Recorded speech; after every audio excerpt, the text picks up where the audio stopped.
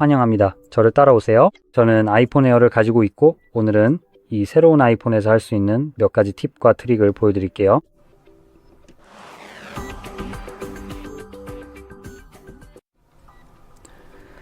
그럼 가장 먼저 설정을 열어서 천천히 시작해 볼게요. 여기서 우리가 먼저 이동해 볼 수 있는 곳은 바로 디스플레이 및 밝기 같은 항목입니다. 그리고 맨 위에는 라이트 모드와 다크 모드처럼 몇 가지 옵션이 있어서 원하는 모드를 선택할 수 있습니다. 다크 모드는 AMOLED 디스플레이를 사용하기 때문에 실제로 배터리 수명이 조금 더 길어질 수 있습니다. 즉 여기처럼 완전히 검은색인 부분은 화면이 꺼져 있다는 뜻이죠.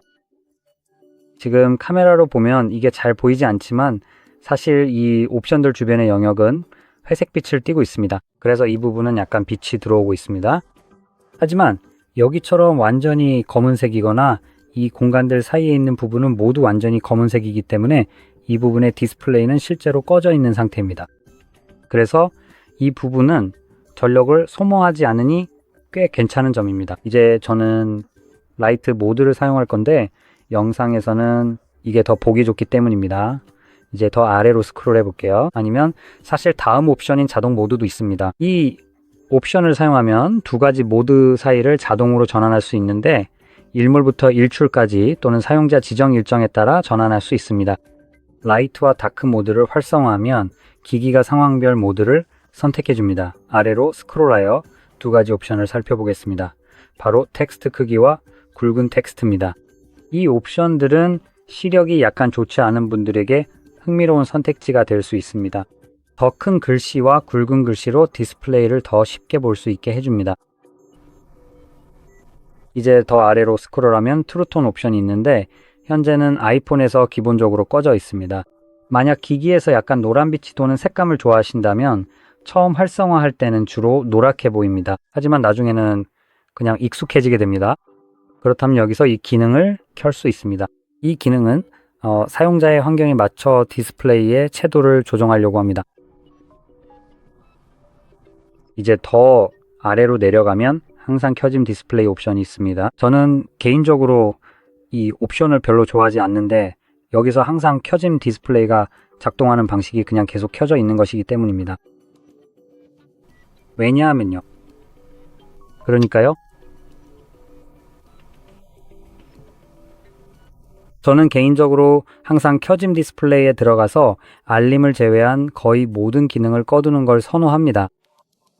하지만 모든 기능을 끄고 싶다면 항상 켜짐 디스플레이 자체를 완전히 꺼버릴 수도 있습니다. 이렇게 하면 배터리 수명이 더 좋아집니다. 특히 에어 모델의 경우 이 기기가 전반적으로 배터리 수명이 그리 좋지 않기 때문에 중요한 부분일 수 있습니다. 그래서 처음부터 모든 기능이 기본적으로 켜져 있는 건 저로서는 조금 이상하게 느껴집니다.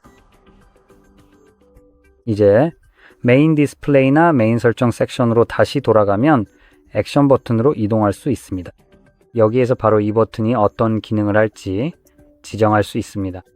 기본적으로 제공되는 여러 옵션이 있는데 예를 들어 무음 모드, 집중 모드, 카메라, 손전등, 음성 메모, 음악 인식 또는 샤잠, 번역, 확대경 등이 있습니다. 그리고 정말 이해할 수 없는 이유로 애플은 이걸 아주 눈에 잘 띄지 않게 만들어 놨습니다. 그래서 이 옵션들은 전부 약간 반투명한 흰색 계열이고 그 다음 옵션들은 거의 보이지도 않습니다. 정말 잘했네. 애플 기능을 주고 싶지 않으면 그냥 주지 마세요. 여기서 한 것처럼 이렇게 대충 만든 건 주지 말란 말이에요. 여기 또 다른 옵션이 있는 것 같죠? 보이시나요? 저는 정말 하나도 안 보이거든요. 그리고 저걸 보세요. 단축어도 있습니다. 이건 더 좋은 옵션이네요. 다음으로는 접근성 그리고 아무 동작 없음이 있습니다. 그래서 여기에는 솔직히 카메라로 보면 지금 여기 바로 다음 옵션이랑 몇 개가 보이긴 해요. 하지만 제가 스크롤을 시작하면 그리고 지금도 똑같이 작동합니다. 알겠어요. 이쪽으로는 전환되지 않네요. 하지만 정말 아무리 봐도 카메라로는 여기 아무것도 안 보여요. 사실 저도 제 쪽에서 거의 안 보일 정도라 이게 얼마나 말도 안 되는지 보여줍니다. 어쨌든 여기에는 꽤 괜찮은 단축 옵션이 있어서 특정 단축어를 지정할 수 있습니다. 그래서 이 버튼을 누르면 애플리케이션을 열거나 음악을 재생하거나 특정 동작을 수행할 수 있습니다. 이건 제가 할 수 있는 정말 좋은 기능이에요. 예를 들어 책이라고 해봅시다. 저는 현재 읽기를 선택할 거예요. 기본적으로 계속 읽기입니다. 그리고 이제 이 버튼을 누를 때마다 무시하는 것 같네요. 길게 눌러야 하네요. 됐어요. 그래서 길게 누르면 바로 여기, 즉 책으로 이동합니다. 그리고 여기서 내가 읽고 있던 어떤 책이든 계속 읽을 수 있는데 사실 읽을 수는 없어요. 어쨌든 넘어가서 여기에는 카메라 버튼도 있는데 이건 그냥 카메라 버튼 역할만 합니다. 예를 들어 바로 여기 있는 프로막스에서처럼 이 슬라이더가 정전식 방식인 것과는 다릅니다. 이건 그냥 버튼일 뿐이에요. 그래서 카메라를 검색할 수 있습니다. 됐어요. 이제 카메라로 이동할게요. 그리고 맨 위에 카메라 컨트롤이 있습니다. 첫 번째 옵션입니다. 보시다시피 할당할 수 있는 몇 가지 옵션이 있습니다. 솔직히 모두 제한적이에요. 코드 스캐너, 확대경, 아무것도 없음 3가지입니다. 좋네요. 저한테 옵션을 줄 생각이 없다면 그냥 아예 주지 마세요. 이건 정말 형편없네요. 물리 버튼이라면 정말 뭐든 할 수 있을 텐데요. 예를 들어 액션 버튼처럼요. 그러니까 이걸 안 주기로 한 건 선택이었던 거죠. 그리고 아까 말했듯이 이건 정전식 슬라이더가 없어서 솔직히 거의 쓸모가 없어요. 그리고 이상하게도 저는 이 버튼이 너무 멀리 있어서 누르기가 정말 불편하다고 느껴요. 이 버튼을 쉽게 누르려고 휴대폰을 이렇게 들고 있으라는 건가요? 이제 화면의 절반을 손으로 가리게 되잖아요. 그냥 이렇게 만들면 안 되나요? 모르겠네요. 바로 여기쯤에 두면 쉽게 누를 수 있을 텐데요. 굳이 이렇게까지 할 필요가 없잖아요. 이게 제 손가락이 닿을 수 있는 거의 최대치거든요. 그래서 이건 정말 멍청한 디자인이라고 밖에 할 수 없어요. 그리고 이 버튼은 개인적으로 저는 꺼버려야 할 정도로 쓸모가 없어요. 그래서 여기서 버튼을 누르는 게 훨씬 쉽고 덜 흔들리기도 해요. 왜냐하면 이 버튼은 누르는 걸 요구하니까요. 그래서 보통은 그냥 누르는 게 아니라 기기가 좀 흔들리게 되죠. 거의 휴대폰이 움직이지 않는 디자인. 이제는 애플의 강점이 아니에요. 어쨌든 그러면 이어서 계속해서 사진에 대해 조금 더 자세하게 이야기를 나누어 보도록 하겠습니다. 여기 사진들이 있고 아무 사진이나 열 수 있어요. 한번 해볼게요. 이건 사실 별로 특별한 건 아니에요. 위로 스크롤 해볼게요. 여기 멋진 피자체가 하나 있네요. 이 친구를 골라볼게요. 쇼케이스로 딱 좋네요. 이제 여기 옵션이 하나 있는 걸 볼 수 있어요. 이걸 클릭하면 사진의 3차원 효과가 적용돼요. 이제 약간 확대가 되긴 하는데 어쨌든 이 기능이 활성화되면 사진을 움직일 수 있어요. 보시다시피 이 친구가 화면에서 튀어나오는 것처럼 보여요. 그래서 사진에 실제로 깊이가 있는 것처럼 보입니다. 정말 괜찮은 옵션인 것 같아요. 개인적으로 칭찬을 안 할 수가 없네요. 정말 멋지게 보입니다. 자, 이제 근데 아쉬운 점은 이게 AI, 그러니까 애플 AI를 사용하기 때문인데 애플 인텔리전스는 솔직히 유아 수준의 지능밖에 없어요. 그래서 이런 식으로 보이게 됩니다. 배경이 뭔지 전혀 인식하지 못해요. 이걸 보여주기 위해서 스크린샷을 한번 찍어 볼게요. 이렇게 움직여 보겠습니다. 짠! 스크린샷 찍. 전체 저장. 자, 이걸 제대로 볼 수 있다면 카메라를 좀 조정해 볼게요. 좋아요. 이제 좀 더 잘 보이네요. 여기 바로 이 부분이 실제 어깨가 있는 곳입니다. 이 창의 디자인을 보면 전체적으로 플라스틱 막대가 이렇게 들어가 있죠. 여기에도 하나가 있었어야 돼요. 사실 이 부분은 무광이 아니라 그냥 검정색이어야 했죠. 이건 정말 엉망인 결과입니다. 그러니까 뒷배경에 디테일이 있는 무언가가 있지 않는 한은 잘 작동해요. 그리고 이 애플 인텔리전스는 그 디테일을 어떻게 생성해야 할지 전혀 감도 못 잡아요. 솔직히 말해서 우리 모두 삼성과 애플의 놀라운 비교 영상을 본 적 있잖아요. 누군가 얼굴의 반을 가렸을 때 인공지능이 생성한 채우기 결과 말이에요. 삼성은 잘 해냈죠? 애플은 거의 피카소를 만들어냈어요. 사실 아니에요. 그렇게 말할 수도 없는 게 애플은 나머지 반이 어떻게 생겼는지도 거의 구분하지 못했거든요. 그래서 얼굴의 특징조차 없었어요. 그러니까 이건 정말 형편없어요. 그리고 이런 옵션이 있는 경우가 또 어디 있을까요? 이것도 비슷한 상황이었어요. 여기 뒤에 덤불이 좀 보이죠? 실제로는 이게 벽에 붙어 있는 거예요. 그럼 다시 한번 스크린샷을 찍어 봅시다. 이제는 더 이상 덤불처럼 보이지 않아요. 색깔만 가져다가 그냥 번져 놓은 것 같죠? 만약 이게 UR라면 붓으로 그냥 쓱쓱 문질러서 이게 덤불처럼 보이네 하는 것과 비슷해요. 이게 바로 우리의 생성형 채우기 결과입니다. 최고는 아니지만 제가 말했듯이 실제 3차원 효과 측면에서는 와, 이거 꽤 괜찮아 보여요. 피사체를 정말 잘 잘라내는 것 같아요. 그래서 굉장히 그럴듯하게 보입니다. 그래서 이건 꽤 괜찮고 피사체 자체에도 약간의 입체감을 더해줍니다. 여기서 이걸 전환해 보면 아주 눈에 띄진 않지만 가끔은 특히 여기처럼 손이 튀어나온 부분에서 실제로 그 입체감을 볼 수 있습니다. 손도 움직이고 있는데 여기 모서리에서만 볼 수 있습니다. 이걸 전환하면 마치 손이 시야에 들어오는 것처럼 더 많이 보이지는 않습니다. 하지만 전반적으로 이런 3D 효과를 주는데 정말 잘 작동하고 있어서 아주 좋은 옵션입니다. 그리고 이 얘기를 하는 김에 잠금 화면으로 들어가 보죠.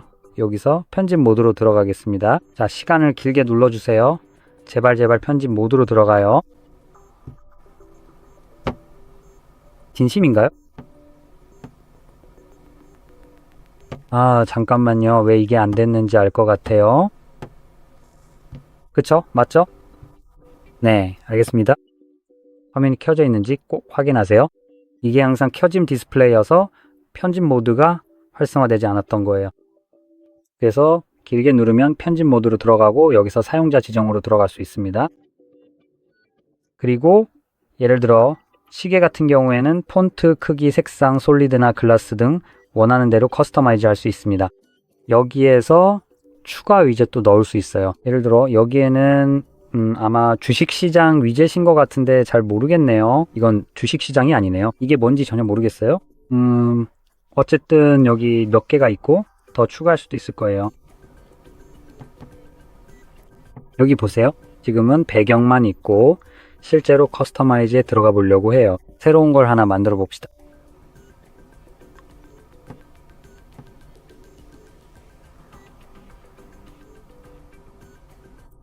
모든 정보나 옵션을 다 보여주진 않는 것 같아요. 그래서 방식을 좀 바꿔보려고요. 다시 사진으로 돌아가 볼게요. 자, 이제 제발 좀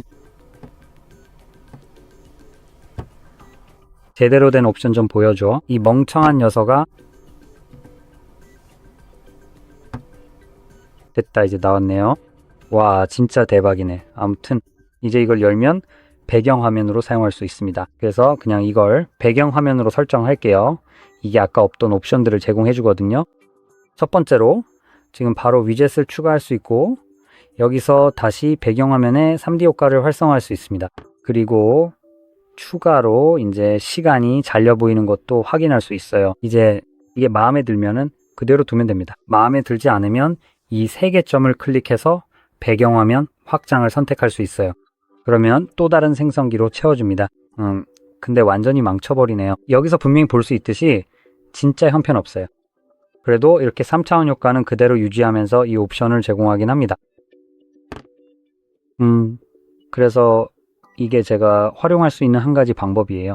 깊이 효과도 적용할 수 있어요. 깊이 효과는